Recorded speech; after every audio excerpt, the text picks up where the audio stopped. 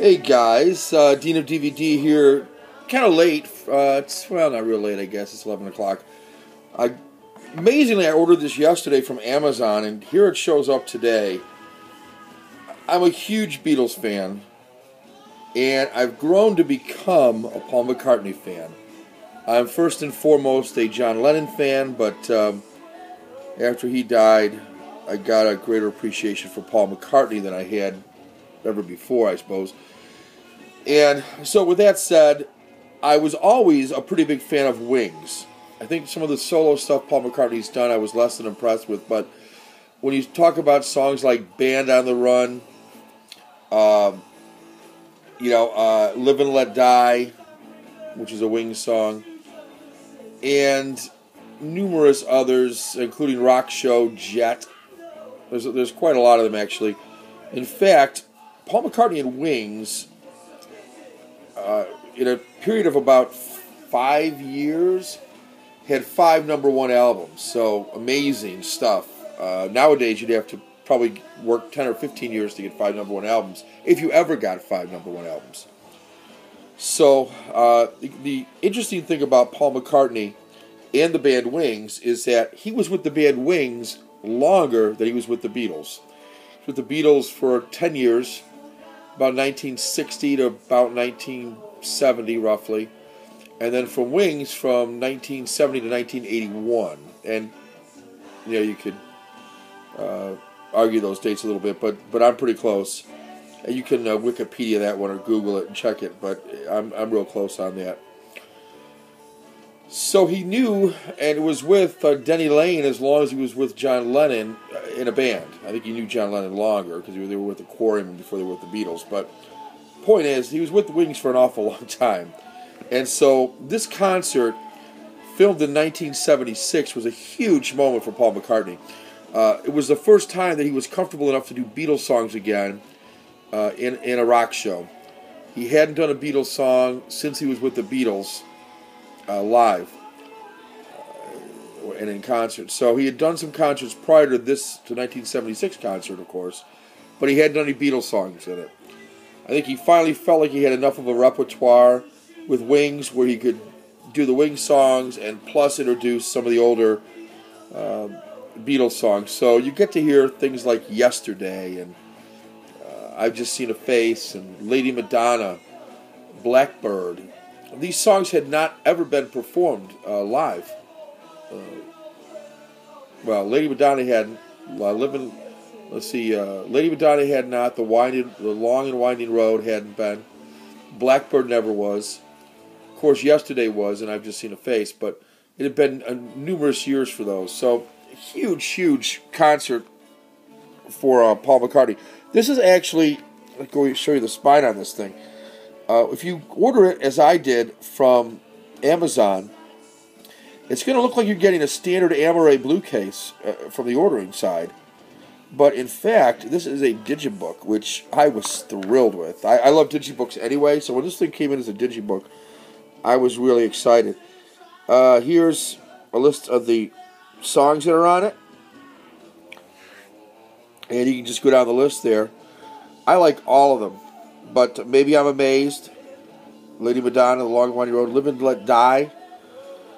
He does a nice acoustic set with Picasso's Last Words, Richard Cory, Bluebird, I've Just Seen a Face, Blackbird, and Yesterday. And then comes back with some rockers. You gave me the answer, Magneto and Titanium Man. Go Now, which is an old Moody Blues song that Denny Laine sang. My Love, Listen to What the Man Said, Let Him In. Silly Love Songs, Letting Go, Band on the Run, High, High, High, and Soily. Really, really cool stuff. I watched the whole thing tonight, almost as soon as I got home from dinner. Popped it in, and just, there's a bonus feature, I haven't watched that, called A Very Lovely Party. Don't know what that's all about. And here's a little bit of stuff on the background. I don't know if it'll focus or not. Perhaps not. This thing hasn't been available ever in this format from a video. It was out on a laser disc, I think. It came out on VHS, I believe, maybe. But never with all these songs on it. Now, of course, Wings Over America, the album, which is recently been remastered, by the way. That did have the whole thing. But there hasn't been a video representation of this that you could own until now. And boy, they've cleaned it up nice. I'm going to show it to you in a minute. But let me just show you the digibook. Pretty classy looking. You've got an inside that looks like this. And I'm not going to go through every single page, I don't think, but I'll give you an idea of what's on here so you can get some sense of the pictures that you'll see in this. Some black and white pictures. Like a mullet back in '76, I guess that was the look. There's also color pictures, of course. Love the lighting in this concert. And you know, nowadays they cut a lot. You'll see a lot of cuts, fast cuts when you watch a concert video. I don't know what that's all about. I don't care for it. This has a much longer focus on a performance. You get to see a little more guitar licks, and you get to actually see somebody performing. Jimmy McCullough, what a tragedy there. 26 years old, dies of a heroin overdose. Never really was happy. I don't know why. He actually has a record for the youngest person ever on a #1 hit in the UK. Couldn't tell you the name of the hit, but we've got some information about who wrote what. I guess I'm going to go through almost the whole thing. This has got one of these things that slide in here. I don't really mind this, though. It fits in pretty nice without being too tight.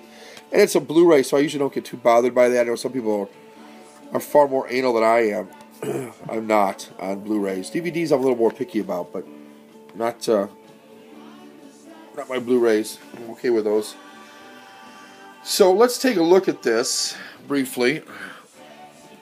Sorry about the shakiness. I'm just trying to get it a little stable here.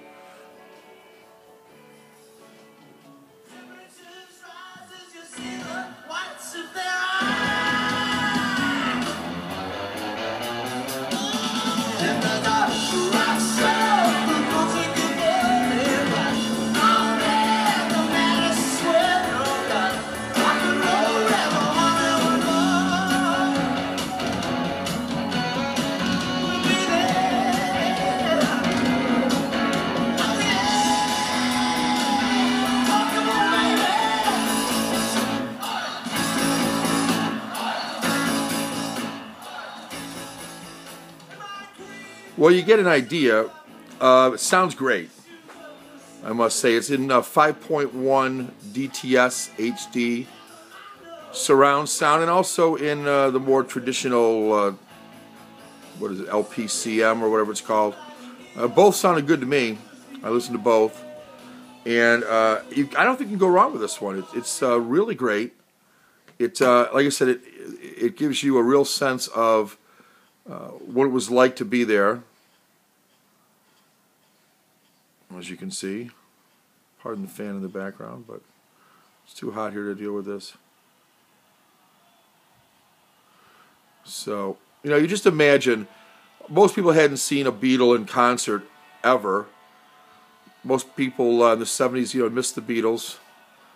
And here was a chance to see a Beatle performing with a band that had all these #1 albums. What a great opportunity for the fans to be able to see the Beatles finally, or one of the Beatles finally. Pretty cool stuff. And you really couldn't beat this. I'm going to let you hear just the beginning of this.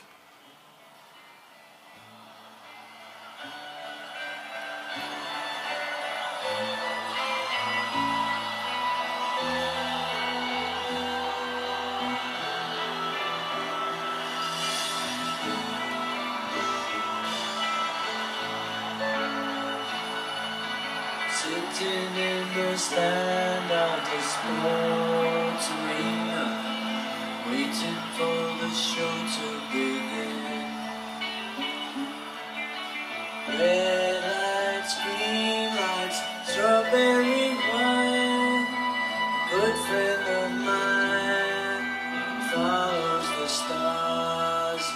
Venus and Mars are alright tonight. A lot of smoke here on this one, but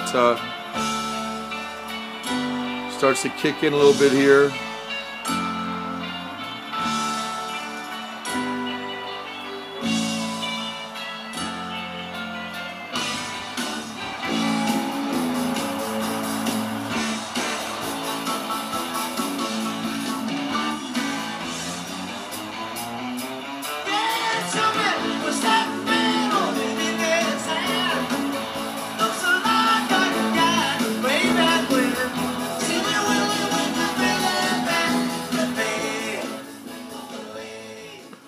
All right, well, you get the idea. It sounds great. It looks great. Remember, this is a 1976 performance, so you really can't get too much better than this as far as the quality goes. And this is not doing it justice. I'm looking on my 52-inch television. I'm looking on my iPad that I'm filming this on, and the face looks really washed out to me. And I'm trying to see if there's an angle thing, but it does not look like that on my screen. In other words, these whites are not nearly that white. I'm going to try something here. Pardon me walking around here, but there's not a lot of things I can do to mess with this. Let me do this and see if this helps any. See if this quality looks any better.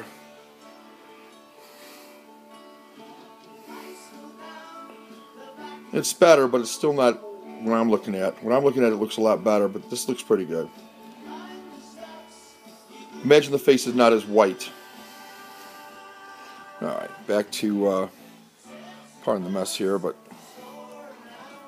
Alright, well, just to wrap this up, guys, I don't know how many people really are fans of the Beatles or Paul McCartney and Wings, so, you know, my normal group, people that like the Criterions and some of the other classic movies and modern movies, you may not be interested in this, but if you like music, if you enjoyed the Beatles, if you like Paul McCartney and Wings, if you want a piece of rock history to own, I think Paul McCartney and Wings Rock Show, $24 at through Amazon. For my money, it was a no-brainer. It was an instant buy. It may not be for you, but again, it was for me. Anyway, that's it for now, guys. Real happy with this.